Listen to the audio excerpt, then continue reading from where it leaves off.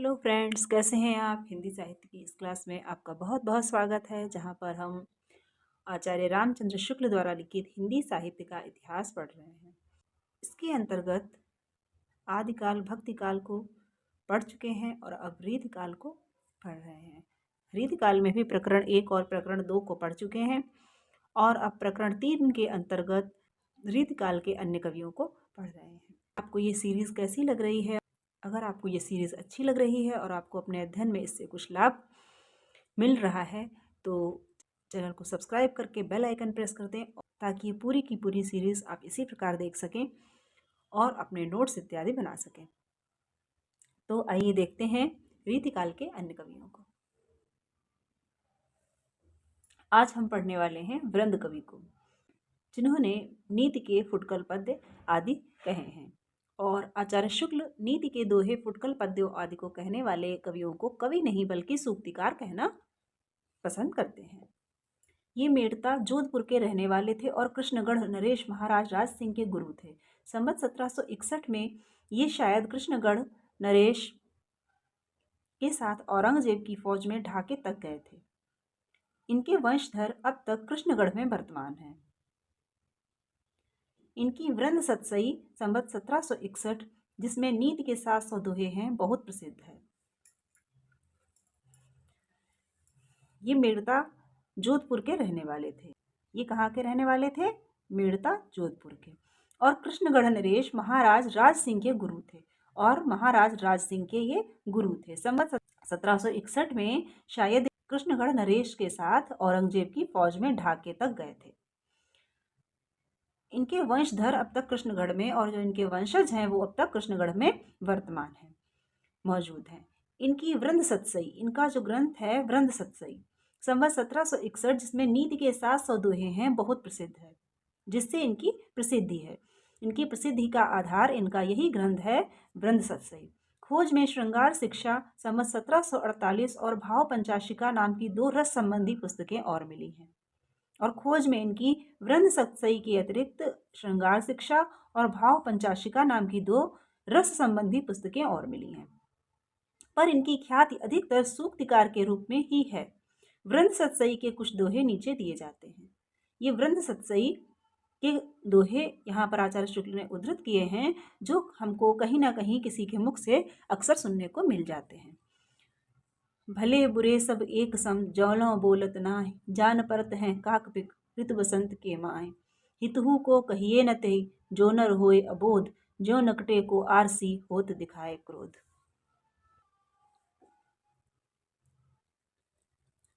छत्र सिंह कायस्थ, ये बटेश्वर क्षेत्र के अटेर नामक गांव के रहने वाले श्रीवास्तव कायस्थ थे। इनके आश्रयदाता अमरावती के कोई कल्याण सिंह थे। और इनके आश्रयदाता कौन थे? अमरावती के कोई कल्याण सिंह थे। इन्होंने विजय मुक्तावली नाम की पुस्तक संवत 1757 में लिखी, जिसमें महाभारत की कथा एक स्वतंत्र प्रबंध काव्य के रूप में छंदों में वर्णित है। इन्होंने विजय मुक्तावली लिखी, जो महाभारत की कथा पर आधारित है। महाभारत की कथा एक स्वतंत्र प्रबंध काव्य के रूप में इसमें वर्णित है, छंदों में, कई छंदों में वर्णित है। इसमें कई छंदों का प्रयोग किया गया है और इसका रचनाकाल है 1757। पुस्तक में काव्य के गुण यथेष्ट परिमाण में हैं और कहीं कहीं की कविता बड़ी ही ओजस्विनी है। और पुस्तक में काव्य के गुण भी बहुत अधिक संख्या में है और कहीं कहीं की कविता भी बड़ी सुंदर, बड़ी ओजस्विनी है। कुछ उदाहरण लीजिए। निरखत ही अभिमन्यु को विदुरे डुलाए शीस, रक्षा बालक की करो है कृपाल जगदीश। आपुन कांधो युद्ध नहीं धनुष दियो भोडार, पापी बैठे गेह कत पांडु पुत्र तुम चार। पौरुष तज लज्जा तजी तजी सकल कुलकान, बालक रन ही पठाए गए आप रहे सुखमान। ये यहाँ पर छत्र सिंह कायस्थ की पंक्ति विजय मुक्तावली से उद्धृत की गई है। कवच कुंडल इंद्रलीने बाण कुंती ले गई, भई बैरिन मेदिनी चित कर्ण के चिंता भई।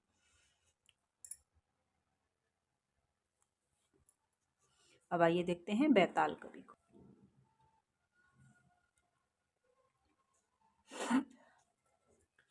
बैताल ये जाति के बंदीजन थे और राजा विक्रम शाही की सभा में रहते थे। यदि ये विक्रम सिंह चरखारी वाले प्रसिद्ध विक्रम शाही ही हैं, जिन्होंने विक्रम सतसई आदि कई ग्रंथ लिखे और जो खुमान प्रताप कई कवियों के आश्रयदाता थे, तो बैताल का समय संवत 1839 से 1886 के बीच मानना पड़ेगा। ये जाति के बंदीजन थे और विक्रम शाही की सभा में रहते थे। यदि ये जो विक्रम शाही हैं, ये विक्रम सिंह चरखारी वाले प्रसिद्ध विक्रम शाही हैं, जो विक्रम शाह की सभा में ये रहते थे। अगर ये विक्रम सिंह चरखारी वाले प्रसिद्ध विक्रम शाही ही हैं, जिन्होंने विक्रम सतसई आदि कई ग्रंथ लिखे हैं और जो खुमान प्रताप आदि कई कवियों के आश्रयदाता थे, तो बैताल का समय 1839 से 1886 के बीच मानना पड़ेगा। पर शिव सिंह सरोज में इनका जन्मकाल 1734 लिखा हुआ है। बैताल ने गिरधर राय के समान नीति की कुंडलियों की रचना की है और प्रत्येक कुंडलियां विक्रम को संबोधित करके कही हैं। अब इन्होंने बैताल कवि ने गिरधर राय के समान नीति की कुंडलियों की रचना की है और प्रत्येक कुंडलियां विक्रम को संबोधित करके कही हैं। और कुंडलियां जो है इन्होंने विक्रम को संबोधित करके कही है, जिनकी सभा में ये रहते थे। इन्होंने लौकिक व्यवहार संबंधी अनेक विषयों पर सीधे साधे पर जोरदार पद्य कहे हैं। इन्होंने लौकिक व्यवहार संबंधी अनेक विषयों पर सीधे साधे पर जोरदार पद्य कहे हैं। गिरधर राय के समान इन्होंने भी वाक चातुर्य या उपमा रूपक आदि लाने का प्रयत्न नहीं किया है। जैसे गिरधर राय ने भी वाक चातुर्य या उपमा रूपक आदि का प्रयोग नहीं किया है, वैसे ही इन्होंने भी नहीं किया है। पर इनके पद सीधे साधे और जोरदार हैं। बिल्कुल सीधी सादी बात ज्यों की त्यों छंदोबद्ध कर दी गई है। बिल्कुल सीधी सादी बात को सिर्फ छंद में कह दिया गया है। फिर भी कथन के ढंग में अनूठापन है, परंतु इनके बात के जो कहने का ढंग है उसमें अनूठापन है। एक कुंडलियां नीचे दी जाती है और एक कुंडलियां यहाँ पर आचार्य शुक्ल ने इनकी दी हुई है।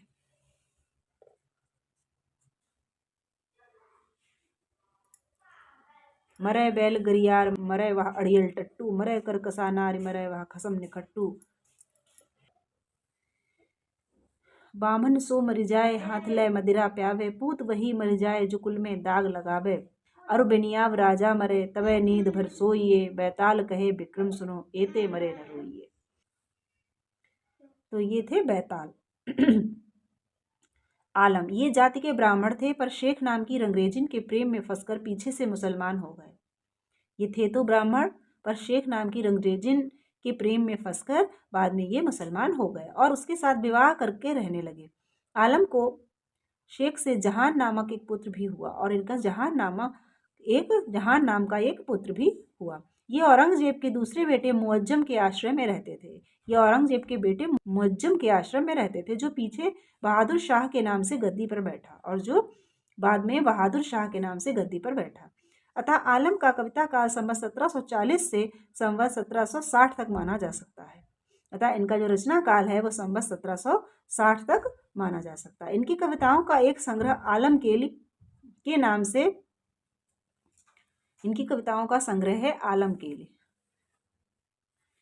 केली के नाम से निकला है। इस पुस्तक में आए पद्यों के अतिरिक्त इनके और बहुत से सुंदर और उत्कृष्ट पद्य ग्रंथों में संग्रहित मिलते हैं। इस पुस्तक में जो पद्य हैं आलम केली में, और इसके अतिरिक्त भी इनके और बहुत सुंदर पद्य हैं और उत्कृष्ट पद्य ग्रंथों में संग्रहित मिलते हैं और लोगों के मुंह से सुने जाते हैं। शेख रंगरेजिन भी अच्छी कविता करती थी। आलम के साथ प्रेम होने की विचित्र कथा प्रसिद्ध है। कहते हैं कि आलम ने एक बार उसे पगड़ी रंगने को दी, जिसकी खूंट में भूल से कागज का एक चिट बंधा चला गया। उस चिट में दोहे की वह आधी पंक्ति लिखी थी, कनक छरी सी कामिनी काहे को कटछीन। शेख ने दोहा इस तरह पूरा करके कटि को कंचन काट विधि कुचन मध्य धरिदीन, उस चिट को फिर ज्यों की त्यों पगड़ी की खूंट में बांध कर लौटा दिया। उस दिन से आलम शेख के पूरे प्रेमी हो गए और अंत में उसके साथ विवाह कर लिया। शेख बहुत ही चतुर और हाजिर जवाब स्त्री थी। एक बार शहजादा मुअज्जम ने हंसी में शेख से पूछा, क्या आलम की औरत आप ही हैं? शेख ने चट उत्तर दिया कि हाँ जहांपनाह, जहान की माँ मैं ही हूँ। आलम केली में बहुत से कवित्व शेख के रचे हुए हैं। आलम के कवित्व सवैयों में भी बहुत सी रचना शेख की मानी जाती है। आलम केली में बहुत से कवित्व शेख के रचे हुए हैं। आलम केली जो इनकी रचना है उसमें बहुत से कवित्व शेख के रचे हुए हैं। तो ये इसको शेख और आलम दोनों की मिली जुली कृति मान सकते हैं, क्योंकि इसमें दोनों के पद पाए जाते हैं। आलम के कवित सवैयों में भी बहुत सी रचना शेख की मानी जाती है। जो आलम के रचे हुए कवित सवैया हैं उसमें से बहुतों की रचना शेख की हुई मानी जाती है। जैसे नीचे लिखे कवित में चौथा चरण शेख का बनाया कहा जाता है।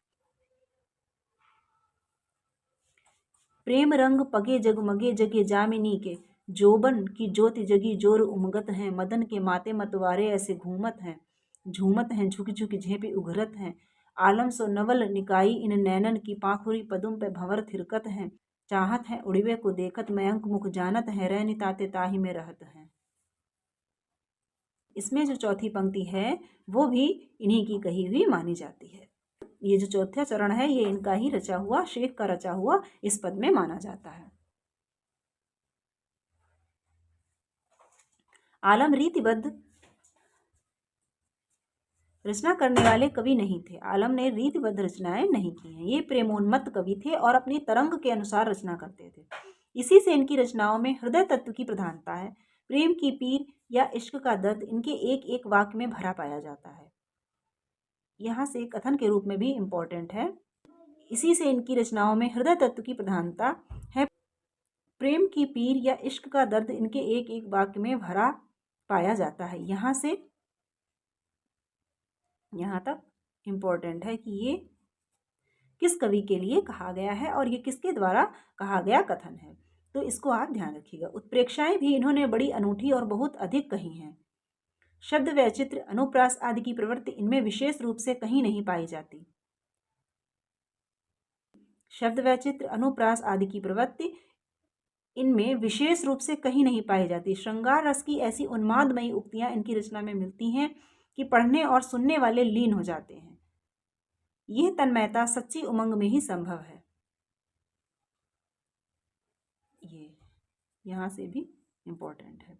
श्रृंगार रस की ऐसी उन्मादमयी उक्तियां इनकी रचना में मिलती हैं कि पढ़ने वाले और सुनने वाले लीन हो जाते हैं। यह तन्मयता सच्ची उमंग में ही संभव है। ये किसके लिए कहा गया है और किसके द्वारा कहा गया कथन है, दोनों तरह से पूछा जा सकता है। रेख्ता या उर्दू भाषा में भी उन्होंने कवित्व कहे हैं। रेख्ता और उर्दू में भी कवित्व किसने कहे हैं, तो आलम ने। भाषा भी इस कवि की परिमार्जित और सुव्यवस्थित है। भाषा भी इस कवि की परिमार्जित और सुव्यवस्थित है, पर उसमें कहीं कहीं कीन, दीन, जीन आदि अवधी या पूर्वी हिंदी के प्रयोग भी मिलते हैं। परंतु इनकी भाषा में अवधी या पूर्वी हिंदी के प्रयोग भी मिलते हैं। कहीं कहीं फारसी की शैली के रस बाधक भाव भी इनमें मिलते हैं और कहीं कहीं फारसी की शैली जो है उसके भाव भी मिलते हैं। प्रेम की तन्मयता की दृष्टि से आलम की गणना और प्रेम की जो तन्मयता इनकी पंक्तियों में, इनकी रचनाओं में है, उसकी दृष्टि से अगर देखें तो इनकी गणना रस खान घनानंद की कोटि में होनी चाहिए। इनकी कविता के कुछ नमूने नीचे दिए जाते हैं। अब इनकी कविता के यहाँ पर नमूने उद्धृत किए हैं। जाथल कीने बिहार अनेकन, ताथल काकर बैठ चुन्यो करें। जा रसना सो करी बहु बातन, ता रसना सुचरित्र गुन्यो करें। आलम जौन से कुंजन में करे, केली तहाँ अब शीस धुन्यो करें। नैनन में जो सदा रहते तिनकी, अब कान कहानी सुन्यो करें। ये इनकी पंक्ति है आलम की और ये इम्पोर्टेंट भी है परीक्षा की दृष्टि से। ये आगे इनकी पंक्तियाँ। कैधो मोर सोर तजी गैरी अनत भाज, कैधो उत दादुर न बोलत हैं ये दई। कैधो पिक चातक महीप काहू मारी डारे, कैधो बगपाति उत अंत गति है गई। आलम कहे आली अजहू न आए प्यारे, कैधो उत रीति विपरीत विधि ने ठई। मदन महीप की दुहाई फिर बेते रही, जूझ गए मेघ कैधो बीजुरी सती भई। अगला पद देखिए। रात के उनीदे अरसाते, मधुमाते राते अति कजरारे, दृग तेरे यह सुहात हैं। तीखी तीखी कोरनी करोरी लेत काढ़े जीव, केते भय घायल और केते ललफात हैं। ज्यों ज्यों लसलल चख सेख धोबे बार बार, त्यों त्यों बल बुंदन के बार झुकी जात हैं। कैबर के भाले कैधो नाहर नहन वाले, लोहू के पियासे कहूँ पानी ते अघात हैं।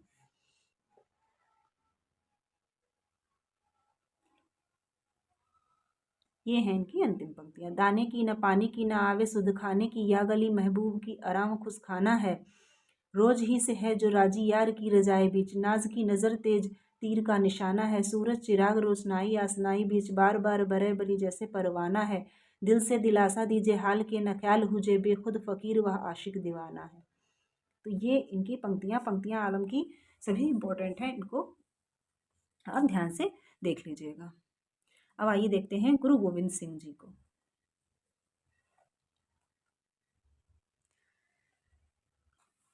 आलम का यहाँ पर एक आलम केली ग्रंथ ही दिया हुआ था, जिसमें आलम और शेख दोनों के पद हैं।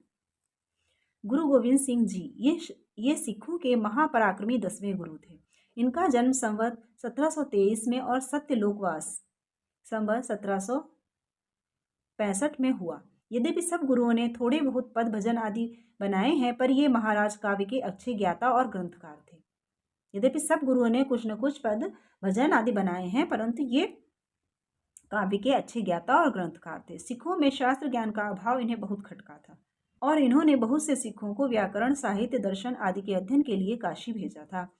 सिखों में शास्त्र ज्ञान का जो अभाव था वो इनको बहुत खटका था, इसीलिए इन्होंने बहुत से सिखों को व्याकरण, साहित्य, दर्शन आदि के अध्ययन करने के लिए काशी भेजा था। ये हिंदू भावों और आर्य संस्कृति की रक्षा के लिए बराबर युद्ध करते रहे।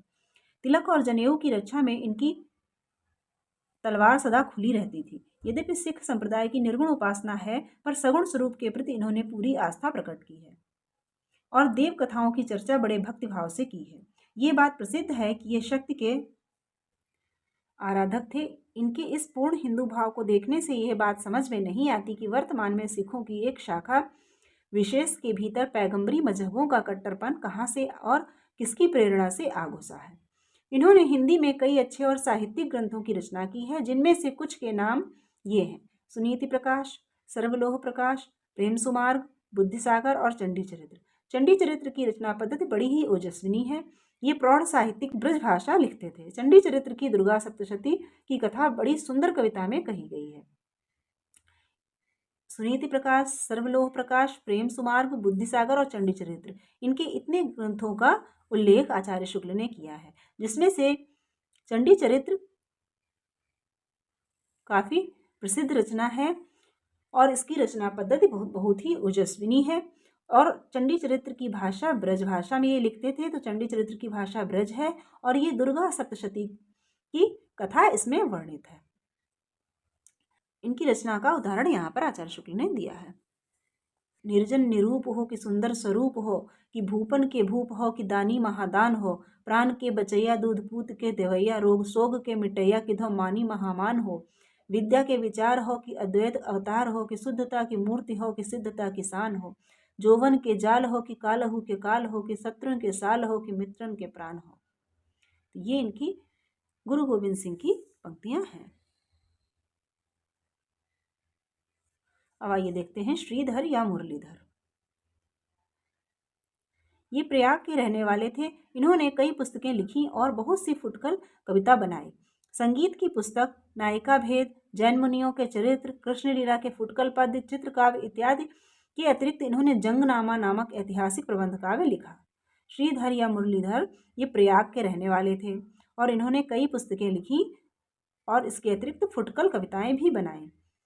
संगीत की पुस्तक इन्होंने लिखी, नायिका भेद की, जैन मुनियों के चरित्र लिखे हैं, कृष्ण लीला के फुटकल पद लिखे हैं, चित्रकाव्य इत्यादि भी लिखे हैं। इसके अतिरिक्त इन्होंने जंगनामा नामक एक ऐतिहासिक प्रबंध काव्य भी लिखा है, जिसमें फर्रुखसियर और जहांदार शाह के युद्ध का वर्णन है। जंगनामा में किसकी जंग का वर्णन है? फर्रुखसियर और जहांदार शाह की ये युद्ध का वर्णन है। तो इसको आप ध्यान रखिएगा कि श्रीधर या मुरलीधर की जो पुस्तक है जंगनामा में किसके युद्ध का वर्णन है? तो फर्रुखसियर और जहांदार शाह के युद्ध का वर्णन जंगनामा में है। वह ग्रंथ काशी नागरी प्रचारणी सभा द्वारा प्रकाशित हो चुका है। इस छोटी सी पुस्तक में सेना की चढ़ाई, साज सामान आदि का कवित्व सवैया में अच्छा वर्णन है। इनका कविता काल सन 1767 के आसपास माना जा सकता है। जंगनामा का एक कवित्व नीचे दिया जाता है। इसका छंद है कवित्व सवैया, जिसमें जंगनामा की रचना की गई है। इनका कविता काल 1767 है। कवित्व सवैया में जंगनामा की रचना की गई है और जंगनामा का यहाँ पर एक उदाहरण आचार्य शुक्ल ने दिया है। इत गलगाज चढ़े फर्रुखसियर शाह, उत मौच दीन करी भारी भट भरती, तोप की डकारन सो वीर हाकारन सो धौसे की धुरकारन धमकी उठी धरती, श्रीधर नवाब फरजंद खा सुजंग जुरे जोगनी, अघाई जुग जुगन की बरती, हरे हरौल भीर गोल पे परी ही तू न, कर तो हरौली तो हरौले भीर परती। अब आइए देखते हैं रसनिधि को। रसनिधि, इनका नाम पृथ्वी सिंह था और ये दतिया के एक जमींदार थे। इनका वास्तविक नाम पृथ्वी सिंह था और ये दतिया के एक जमींदार थे। रसनिधि, इनका नाम था पृथ्वी सिंह, ये दतिया के एक जमींदार थे। इनका संवत 1717 तक वर्तमान रहना पाया जाता है। ये संवत 1717 तक मौजूद थे ऐसा पाया जाता है। ये अच्छे कवि थे। इन्होंने बिहारी सतसई के अनुकरण पर रतन हजारा नामक दोहों का एक ग्रंथ बनाया। रसनिधि ने बिहारी सतसई के अनुकरण पर रतन हजारा नामक एक ग्रंथ बनाया जो कि दोहों का ग्रंथ था। कहीं कहीं तो बिहारी के वाक्य रख लिए हैं और कहीं कहीं पर तो इन्होंने बिहारी के ही वाक्य रख लिए हैं। इनके अतिरिक्त इन्होंने और भी बहुत से दोहे बनाए जिनका संग्रह भी खोज में मिला है। इसके अतिरिक्त भी रतन हजारा में जो दोहे हैं, इसके अतिरिक्त भी इनको और भी दोहे हैं जिनका संग्रह भी खोज में मिला है। ये श्रृंगार रस के कवि थे। अपने दोहों में इन्होंने फारसी कविता के भाव भरने और चतुराई दिखाने का बहुत कुछ प्रयत्न किया। इन्होंने अपने दोहों में फारसी कविता के भाव भरने का प्रयास किया। फारसी की आशिकी कविता के शब्द भी इन्होंने इस परिमाण में कहीं कहीं रखे हैं कि सुकवि और साहित्यिक शिष्टता को आघात पहुंचता है। इन्होंने जो फारसी की कविता है उसके शब्द भी इतनी अधिक मात्रा में रख लिए हैं कि कहीं कहीं साहित्यिक शिष्टता को भी ठेस लगती है, साहित्यिक शिष्टता भी बाधित होती है।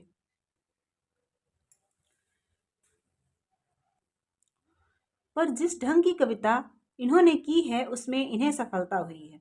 कुछ दोहे उद्धृत किए जाते हैं, पर जिस ढंग की कविता इन्होंने की है उसमें इनको सफलता ही मिली है। इन्होंने फारसी भाव, जो फारसी कविता के भाव होते हैं वो अपनी कविता में भरने का प्रयास किया है। इसी प्रकार की इन्होंने कविता की है। तो जिस ढंग की इनकी कविता थी उसमें इनको सफलता मिली है। कुछ दोहे उद्धृत किए जाते हैं, कुछ दोहे यहाँ पर आचार्य शुक्ल ने इनके दिए हैं। अद्भुत गति प्रेम की बैनन कही न जाए, तरस भूख लागे दृगन भूख ही देत भगाए। लेहु न मजनू गोर ढिग को लैला नाम, दर्दवंत को नेक तो लेन देहु विश्राम। चतुर चितेरे तुब सखी लिखत नहीं ठहराए, कलश छुवत कर आंगुरी कटी कटा छन जाए। मन गयंद छवि मद छके तोर जंजीर भगात, ये के झीने तार सो सहजय ही बंध जात। तो ये रसनिधि की पंक्तियां थी। इनमें ध्यान रखने योग्य बात यह है कि इनका वास्तविक नाम पृथ्वी सिंह था। तो यहाँ से भी प्रश्न बन सकता है कि पृथ्वी सिंह किस कवि का वास्तविक नाम था। तो रसनिधि का ही वास्तविक नाम पृथ्वी सिंह था और इनका ग्रंथ है रतन हजारा जो कि बिहारी सतसई के आधार पर लिखा गया है। और इनकी कविता फारसी कविता के अनुकरण की कविता है। फारसी भाव इन्होंने अपनी कविता में भरने का प्रयास किया है। यही इनके संबंध में याद रखने योग्य है। तो फ्रेंड्स, आज यहीं तक। अगर वीडियो अच्छा लगा हो तो लाइक कर दीजिएगा और अपने फ्रेंड्स को भी शेयर कर दीजिएगा और अगर चैनल पर नए हैं तो सब्सक्राइब करना ना भूलें।